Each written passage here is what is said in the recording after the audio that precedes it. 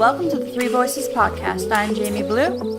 I'm DJ Airhead. We talk about our experiences that might be labeled as psychotic, including voices, mania, paranoia, and unusual beliefs. Some of us have been to hospitals and gotten diagnosis, and some of us haven't. You're free to use any language you want to explain your experiences, extreme states, including salty or triggering language. People sometimes describe experiences positive, spiritual, and supernatural. We're here to share, listen, learn. It's okay if you hear things you disagree with or agree with. It's okay if people like their meds, don't like your meds, like your doctor, don't like your doctor. We listen non-judgmentally. We respect a diversity of views.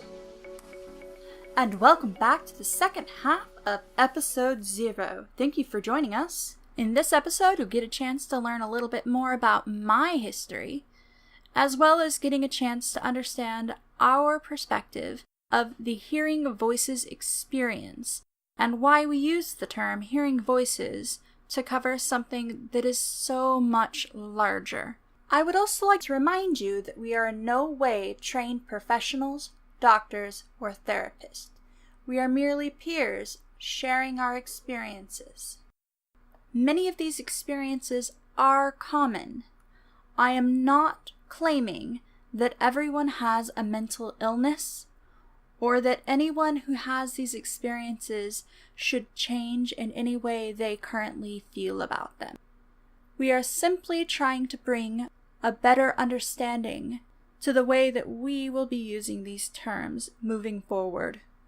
The goal here is to help normalize the experience and bring a safe space for us to talk about the many complicated issues that so many in the world face.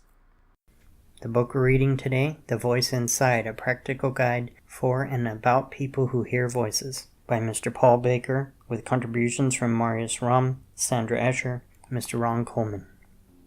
Why hearing voices in itself is not a symptom of illness. For reasons why hearing voices, aka auditory hallucinations, are not in themselves a sign of mental illness, but rather a signal of a problem with your living life. Research has clearly shown that hearing voices is also apparent in healthy people who have never become psychiatric patients. The reason for becoming a psychiatric patient is not the voices themselves, but rather not being able to cope with the voices, nor with the problems that lie at their roots. In our society, there are more and more people who hear voices and do not become patients than there are persons who hear voices and become patients. Hearing voices is a very personal experience related to very personal problems, often related to the social situations and interactions that make people powerless. This is to help explain why the term hearing voices is used for such a broad category. Why hearing voices? We have for a long time recognized the inadequacy of restricting the range of psychic experiences such as visions, tactile sensations, and other experiences to the limiting terms hearing voices. It is primarily a problem of language and replacing the pathologizing terms used by psychiatry with its hallucinations, delusions, and psychoses with something more empowering. The term hearing voices has the advantage of being recognizable as it is often used by people. It is a direct and neutral term, which is why it is easy to adopt it. We are interested in broadening the range of phenomenon and are currently trying to reconstruct psychosis in the same way that we have the word auditory hallucination. It is not an easy task, though. It is also important to remember that terms such as hallucinations and delusions are based on value judgments made by psychiatrists, and are currently not clinical descriptions of states of mind or symptoms of disease. For instance, one person's beliefs can be another's delusions.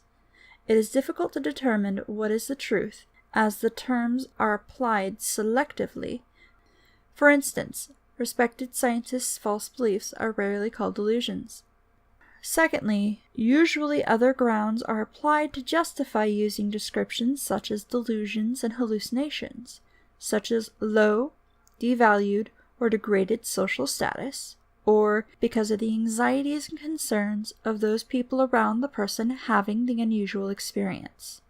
Thirdly, There's no difference in the way a, quote, normal person forms their imaginings and beliefs, and the way those who have been diagnosed with schizophrenia construct their delusions and hallucinations.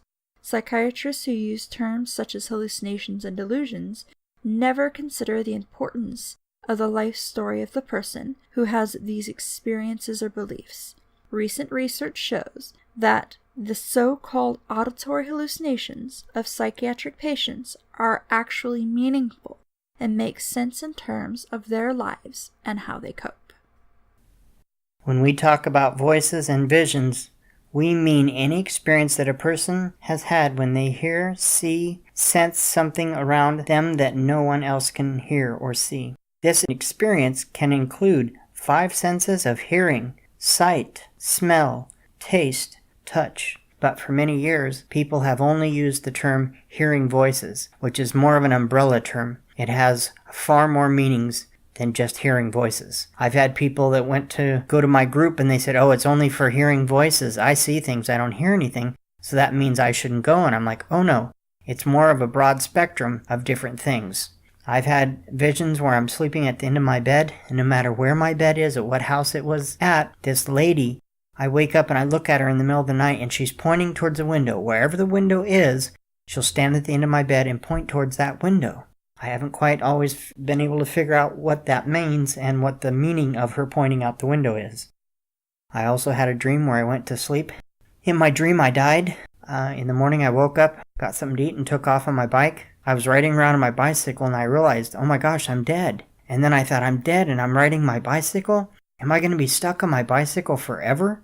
Is this just what my life's going to be now? So I rode around for quite some time, and then I was crossing the street and wasn't paying attention. Therefore, I was a ghost. I didn't have to worry about if there was any cars there. A guy honks his horn and says, move out of the way! And then I realized I wasn't dead. But my extreme experience and extreme state, I thought I was really dead in riding a bicycle. And I wasn't. My cousin died. And on the night my cousin died, I'm laying there and I felt something move my bed. When I looked down, there was my mom. She had told me that my cousin, who was the same age as me, had died. I was really upset and bothered by this. Me and my cousin grew up. We were very close. 5 minutes later, the phone rang. It was my sister. I yelled at her and hung up on her. But this extreme experience or extreme state that I had knew about something that had happened 5 minutes before my sister called. And what it's like? All people are different and all people have different experience and react to voices, visions, is very individual. So I think that one day we will have to come up with a better term to hearing voices so that it's all-encompassing and it means more, a term that people can definitely recognize. And we are looking for something. We have a lot of coping strategies and a lot of ways of dealing with voices, but we're now looking for people to write in and tell us what kind of vision or extreme experience or extreme state that they've had, and let us know what kind of an experience you had and how you dealt with it. We would love if you guys would write in to us and let us know and leave us messages. We would love to hear from you, and I'll make sure to put links in the description so that you can find us on Facebook, Instagram, Reddit, Twitter, and of course our email address. In the meantime, I'll let you have a chance to get to know me a little bit better. I have been experiencing a variety of different things ever since the age of 4. I will admit that my first experiences may have been triggered by trauma. I do not think that they would have never came on if it were not for trauma. I think they would have always have manifested regardless. I think they just manifested sooner. My first trauma was a sexual trauma. I am a survivor of childhood sexual abuse by my peers. That was a repeat thing for almost 2 years. I started seeing spirits almost right away. And auras. I couldn't get away from the peers who were doing things to me because they threatened me and I was afraid to say anything, and my mother didn't know, so she was sending me to their house for sleepovers and for playtime. So I was subjected to that until a drug bust, which caused us to move, because I was raised in a family of alcoholics and drug addicts. When we moved to a equally bad part of town where I watched people dying for different reasons, and they were my peers. The voices started off with simply a warning. The first time I heard a voice was simply a voice behind my shoulder telling me to run. And the first time I saw something was a spirit walking down the hall and me thinking it was a real person, and they weren't there. There was no escape. There was no one there. When the traumas repeated, it caused night terrors and nightmares, and it caused me to retreat. Now, when the new sexual predator came in and I was ready to say something, before I spoke up, my sister spoke up, and it turned out my father was molesting her. Due to a series of events, we wound up leaving her at age 13 behind, while the rest of us moved to go start traveling with the carnival.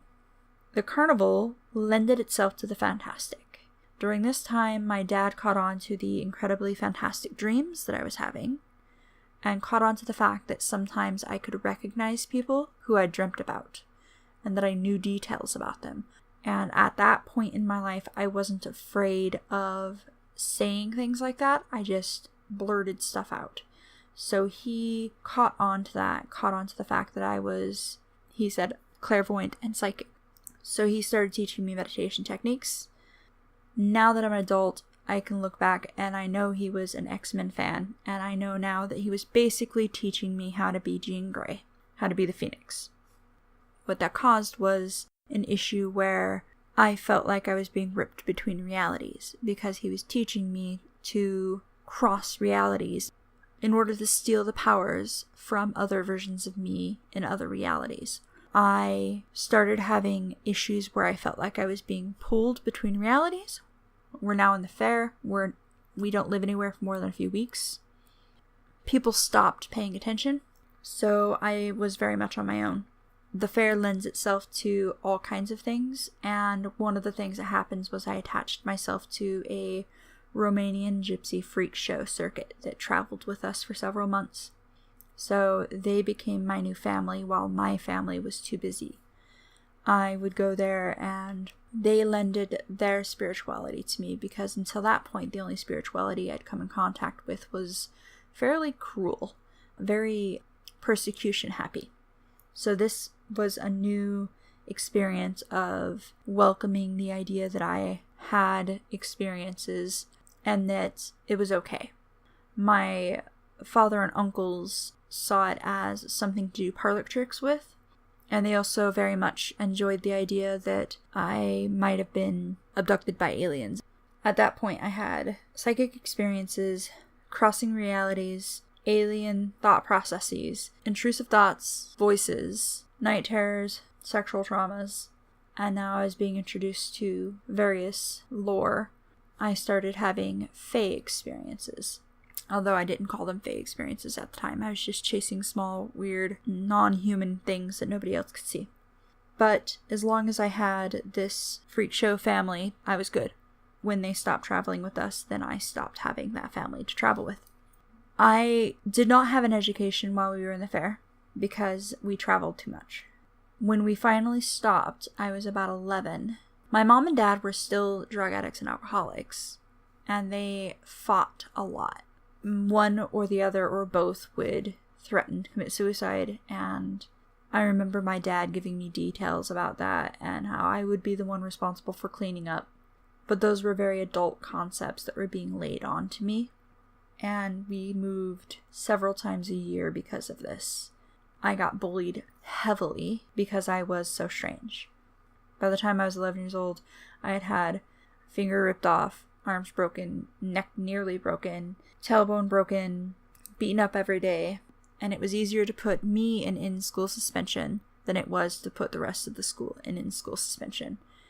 There was a point where I was being threatened by the father of a girl at gunpoint because she'd convinced the father that I had done some horrible monstrosity.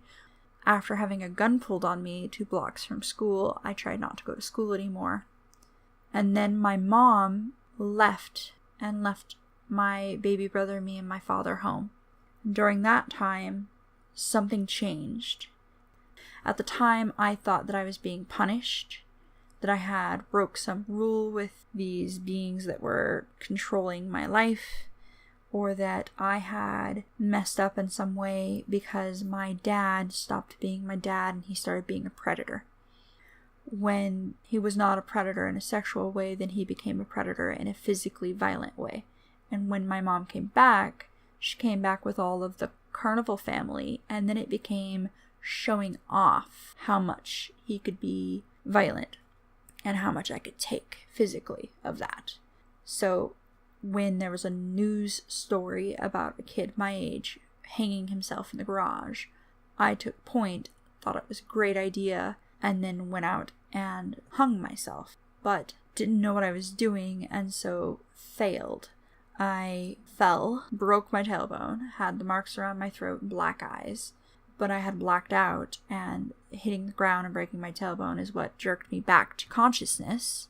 When I came back with Megan, who was a spiritual thing who wanted me to self-harm and commit suicide and fight.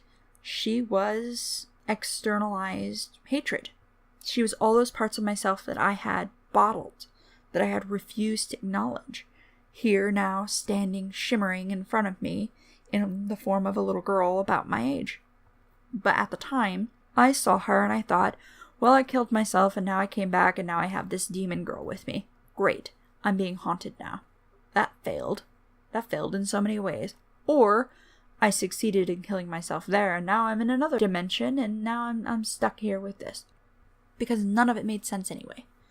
And there was nobody to tell me any of it made sense, because anytime I talked to my dad about it, he had fun with it. He would mess with me to try to figure out a new way to try to make me snap. Megan ended up being a very bad influence. She ended up taking over in fights. I would black out during fights and then be the only one standing. But she would be absolutely thrilled. Now, that hasn't happened in a long time, but I also don't fight. I haven't been attacked in a long time, so yay for that. I also think that being, Megan, was kind of a necessity in my life. I needed to have a way to protect myself, and I wasn't protecting myself, so my brain now looks back and sees I manifested a part of myself that needed to be there that I wasn't allowing to be there.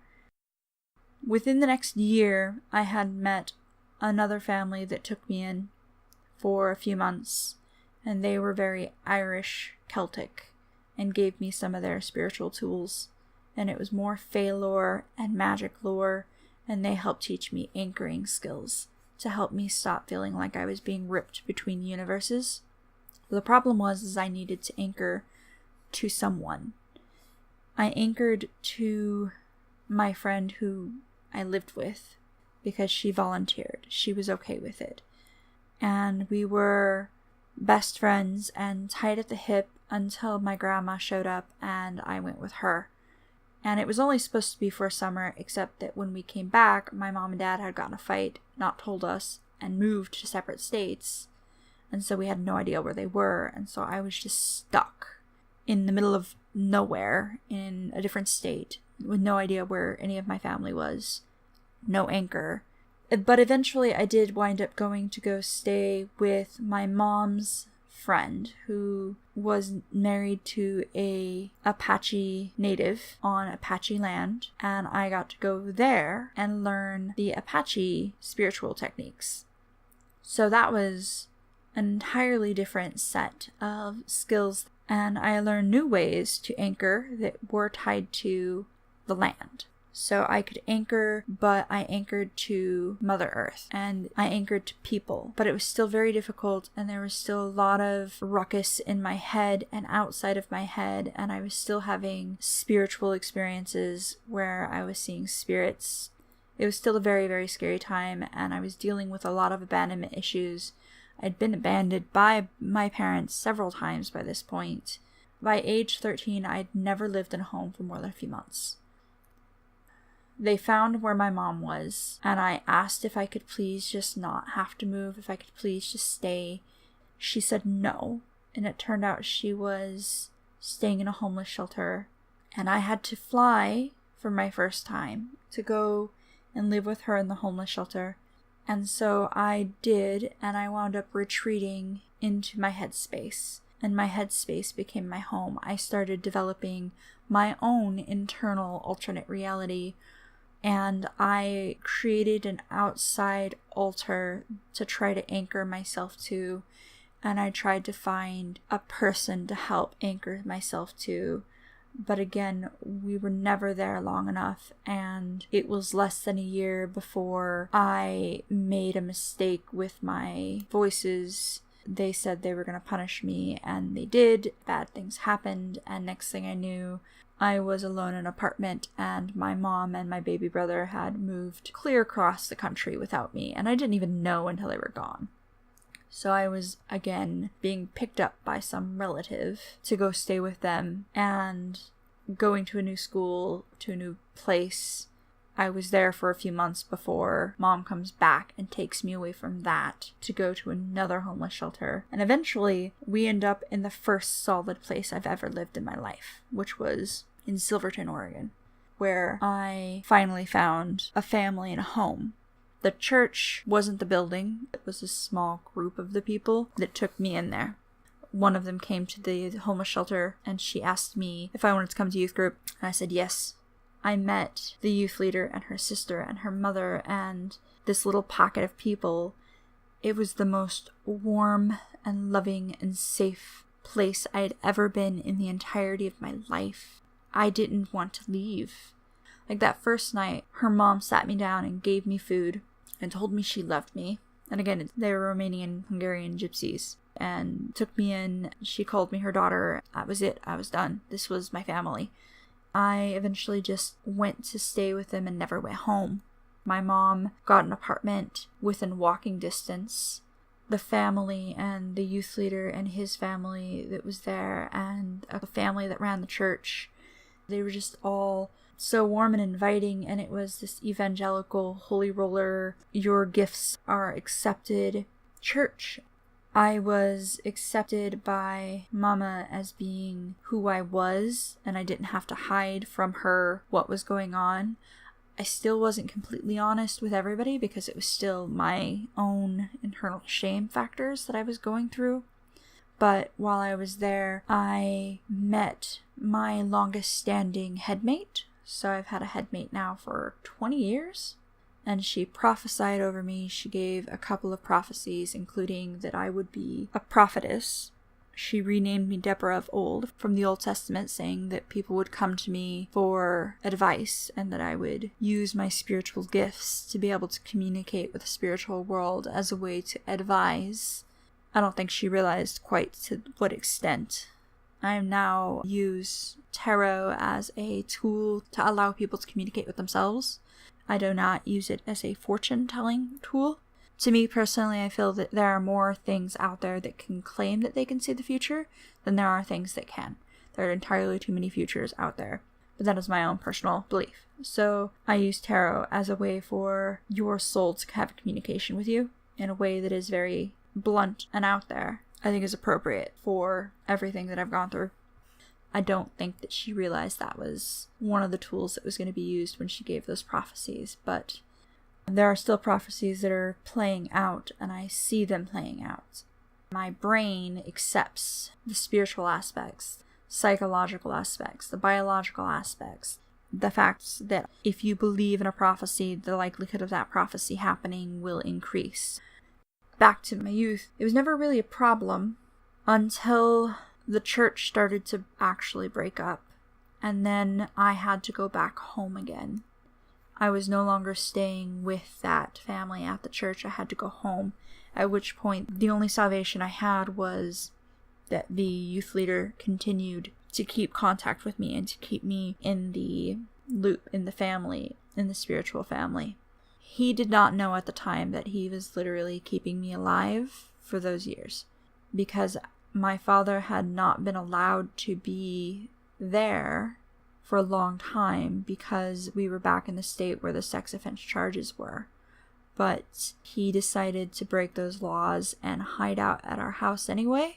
And he and I were now at a point where I was fighting him to protect my baby brother on a very physical level. The physical abuse was limited because they knew that there was a chance that this guy would show up and they couldn't have me all marked up. And my mom was not abusive, she was neglectful, in that she lied to herself and tried to make it that it was less so that she didn't have to give up her husband.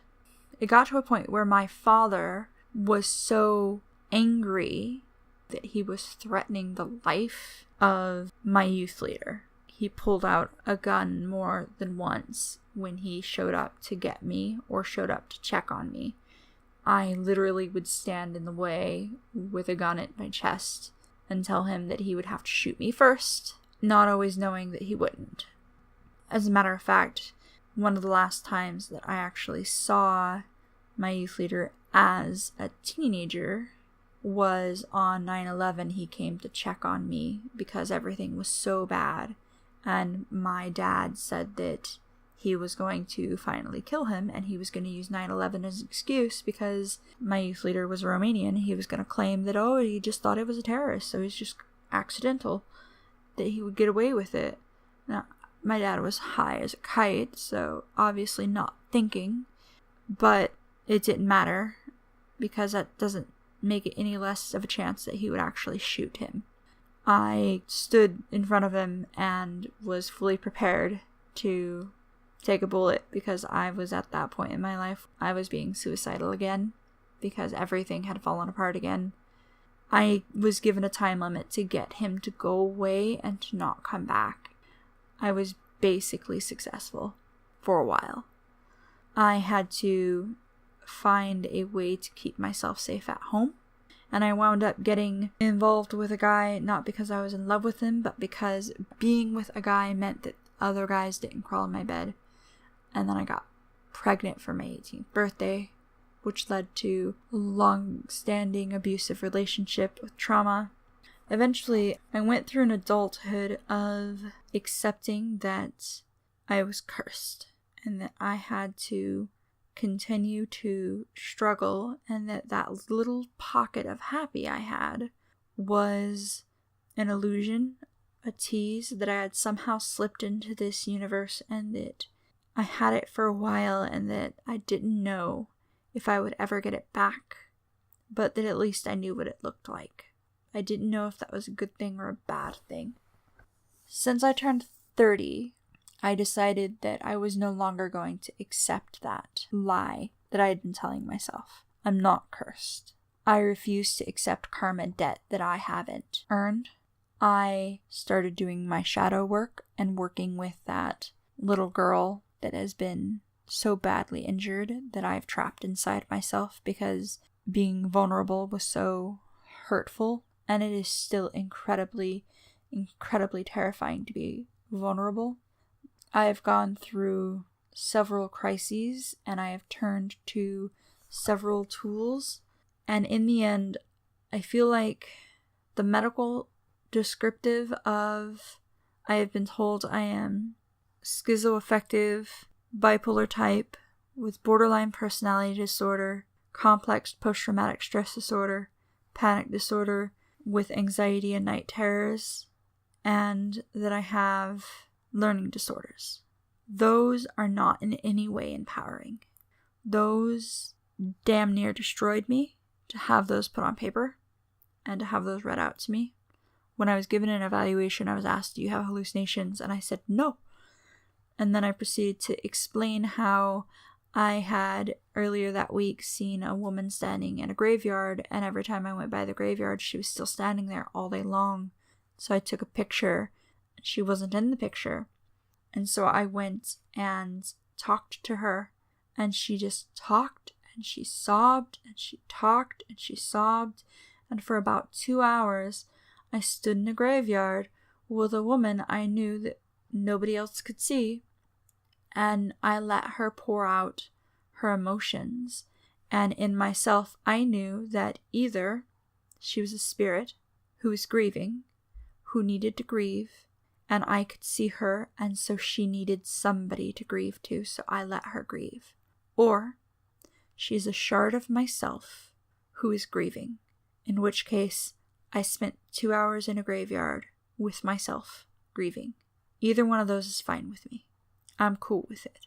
One of the beautiful things about a graveyard is people don't bother you when you're standing in front of a grave, crying and talking. They just accept it. It's okay. It's acceptable. I've spent many, many, many hours in my teenage years hiding in a graveyard for that reason.